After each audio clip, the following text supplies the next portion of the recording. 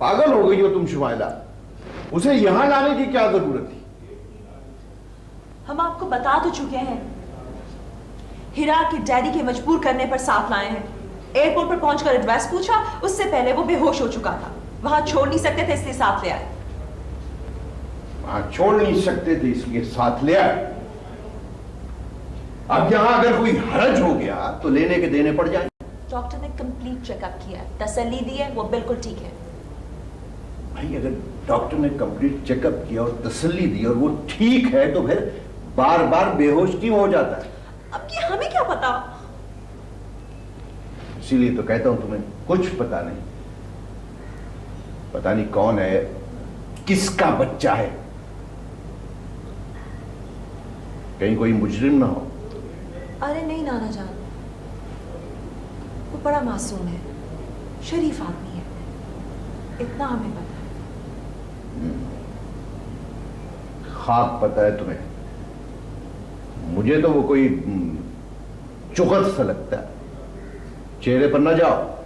हम कहीं नहीं आ जा रहे, होश में आएगा, एड्रेस बताएगा, ड्राइवर छोड़ आएगा, किस्सा खत्म। तो फिर बाहर में जाओ।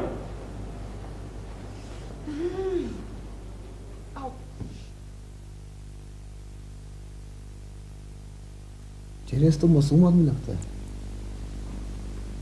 हाँ, इसीलिए शायद चेहरा जख्मी होने से रह गया, बाकी तो बिल्कुल फारिग हो गया। बको मत, देखो सांस चल रही है कि नहीं।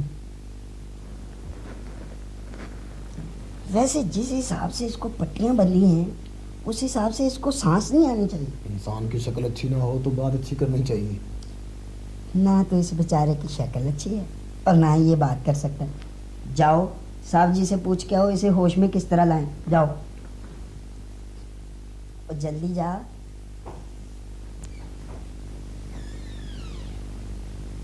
हेलो हेलो, ओ भाई होश में आ, तुझे उठा के बाहर फेंकना है।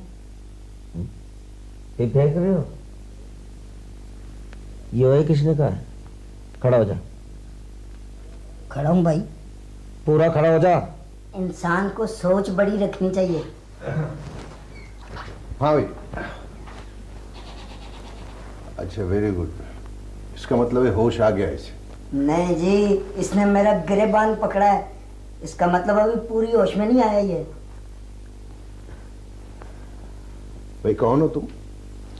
गरीब। घबराओ नहीं, ये हमारे नाना जान हैं और तुम हमारे घर पर हो। बेहोश हो गए थे इसलिए हम तुम्हें अपने साथ अपने घर ले आए हैं। अच्छा। क्या नाम क्या है तुम्हारा? गरीबी मेरा नाम है सेठ साहब। गुर्बत में पैदा हुआ हूँ। गरीब आबाद मेरे हाइश है, गुर्बत अफलास ही मेरे माँ बाप हैं। हो, बहुत अच्छी अदाकारी तो बहुत अच्छी कर लेते हो, है ना? बहुत शुक्रिया, इतने फनकार शनास हैं आप।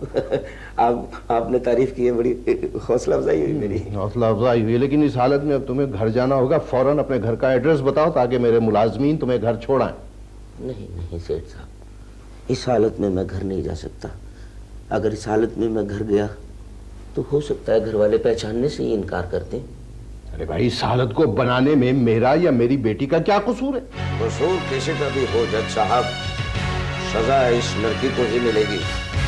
मेरा कसूर ये है जज साहब कि मैंने इसका सामान एयरपोर्ट से बाहर निकाला। मेरा कसूर ये है जज साहब कि इस लड़की को अपने हाथों से मैंने गाड़ी में बिठाया। मेरा कसूर ये है जज साहब कि इन हाथों से बम की पिन निकाली। मेरा कसूर ये है जज साहब कि मैं खेत पे गिरा हूँ। मुझे मेरी जिंदगी के 20 साल पुराने दोस्त के कपड़े वापस दिला दीजिए जज साहब, खुदा के लिए वापस दिला दीजिए जज साहब, खुदा के लिए वापस दिला दीजिए। ये तो कंबल ही हो गया है। आप फिक्र ना करें जी, मुझे कंबल झाड़ना भी आता है। नहीं, तुम लोगों को किसी किस्म की तकलीफ करने की जरूरत नहीं, मैं बंदोबस्त किए देता हूँ। शुक्रिया। पुलिस आकर अभी सब कुछ दुरुस्त कर देगी।